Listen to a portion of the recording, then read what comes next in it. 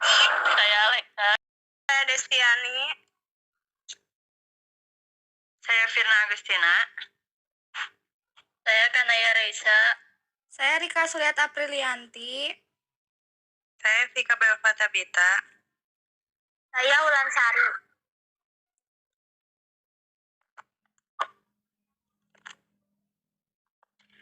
Saya akan membaca penjelasan. Dalam tafsir Al-Misbah, ayat ini dijelaskan setelah menguraikan kisah pembunuhan secara aniaya. Yang pertama, serta dampak-dampaknya yang sangat buruk. Maksud kisah ini, Ibnu Katsir menjelaskan bahwa anak Nabi Adam telah melakukan pembunuhan terhadap saudaranya sendiri secara zalim dan melampaui batas. Barang siapa yang memelihara kehidupan seorang manusia, misalnya dengan memaafkan pembunuh keluarganya atau menyelamatkan nyawa seseorang dari bencana, atau membela seseorang yang dapat terbunuh secara aniaya, maka seakan-akan dia telah memelihara kehidupan manusia semuanya. Sesungguhnya telah datang kepada mereka para rasul dengan membawa keterangan-keterangan yang jelas, yang membuktikan kebenaran para rasul dan kebenaran petunjuk-petunjuk. Tetapi kemudian sesungguhnya banyak di antara mereka sesudah itu sungguh-sungguh telah membudaya pada dirinya sikap dan perilaku melampaui batas dalam perbuatan kerusakan di muka bumi. Selanjutnya akan dibacakan oleh saya Firna Agustina. Barang siapa memelihara kehidupan seorang manusia, maka seakan-akan dia telah memelihara kehidupan semua manusia adalah orang yang menjadi sebab hidupnya satu nyawa dengan menyelamatkan kematian, maka ia adalah orang yang terhormat.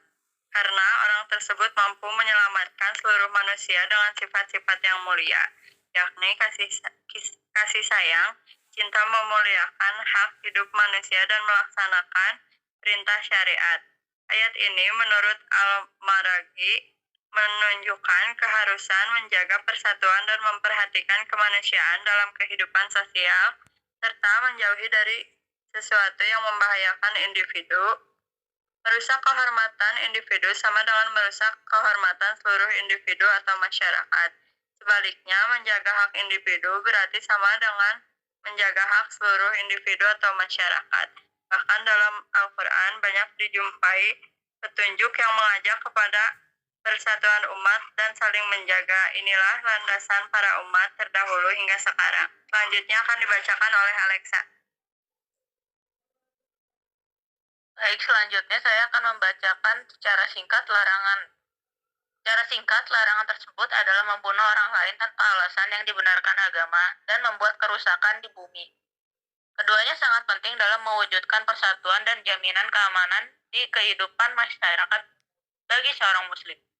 Tidak hanya diwajibkan menjaga nyawa sesama muslim, tapi juga menjaga nyawa orang non-muslim yang tidak memerangi umat muslim atau orang non-muslim yang hidup damai dalam sebuah negara.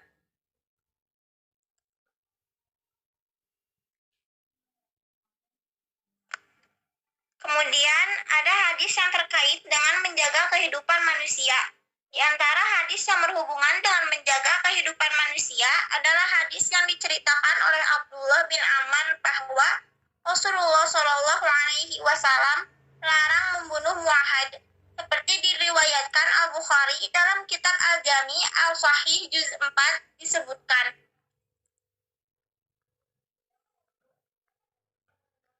Selanjutnya, diriwayatkan dari Abdullah bin Amr dari Nabi Muhammad SAW, beliau bersabda, barang siapa yang membunuh muahad, orang non-muslim yang mendapatkan janji jaminan keamanan dari orang muslim, tidak akan dapat mencium harumnya surga, padahal harumnya dapat dicium dari perjalanan 40 tahun.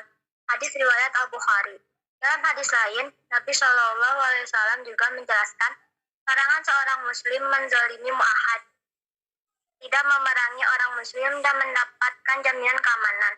Sebagaimana diriwayatkan Abu Dawud yang tertulis dalam kitab Sunan Abi Dawud juz 3 disebutkan, Rasul Shallallahu Alaihi Wasallam mengingatkan beberapa hal yang tidak boleh dilakukan kepada muahad, yakni tidak boleh menzaliminya, melanggar janji yang telah diberikan untuk memberi keamanan kepada mereka, membebani sesuatu di atas kemampuan mereka dan mengambil sesuatu milik mereka tanpa ada kerelaan dari mereka, sampai mengancam bahwa yang melakukan itu akan dituntut oleh beliau kelak di akhirat.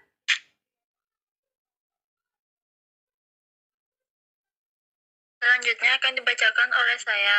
Dari Abu Hurairah, ia berkata, Rasulullah SAW bersabda, barang siapa yang memberi isyarat atau mengacungkan senjata tajam kepada saudaranya, maka sungguh para malaikat melaknatnya meskipun saudaranya itu saudara kandung sebapak seibu.